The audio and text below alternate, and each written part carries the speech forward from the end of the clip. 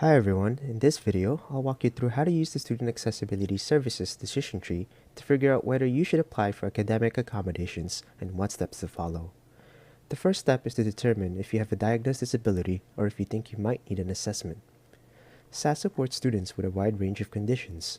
These can be visible or invisible, temporary or permanent, and mild to severe.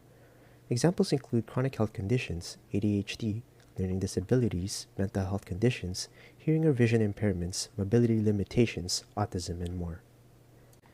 If you do have a diagnosed disability, the next question is whether you already have a valid documentation.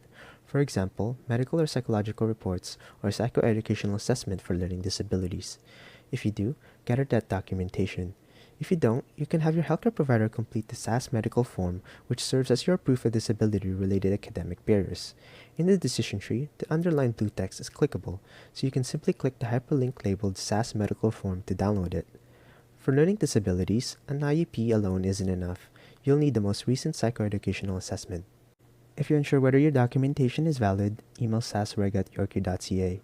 They can tell you whether your documents meet the requirements and what information should be included.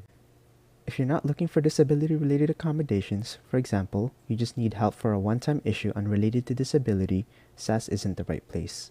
In that case, talk to your professor about special considerations instead. Once you have the required documents, click the underlined link for registration questionnaire. This takes you to the online form where you'll upload all your documents. You'll get an email within 5 business days outlining your next steps.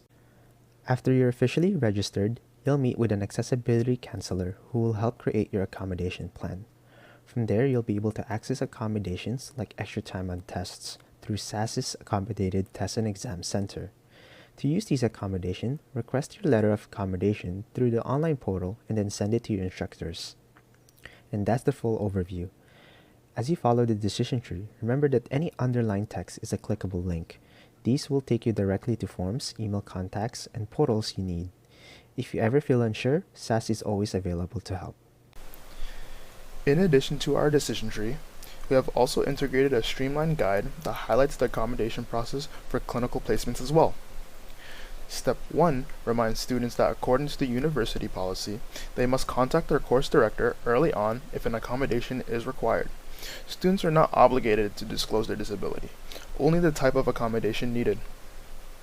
Step 2 here directs students to submit their request to the Student Accessibility Services, aka SAS, along with relevant documentation. Once SAS approves the request, they will issue a letter that must be forwarded to both the NPCO and the course director. Finally, Step 3 explains that after SAS releases the letter of accommodation, the NPCO begins searching for a suitable placement. However, delays are common due to limited availability and the rigid timing of clinical start dates. Therefore, students may have to defer if no placement can be secured in time.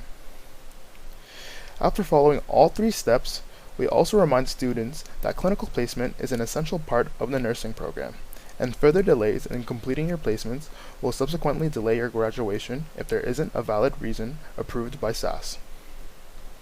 Overall, by streamlining this process and strengthening faculty involvement in the accommodation process, we know that it can reduce stress, promote equity, and ensure nursing students with disabilities and/or struggles receive timely, meaningful support throughout their clinical education.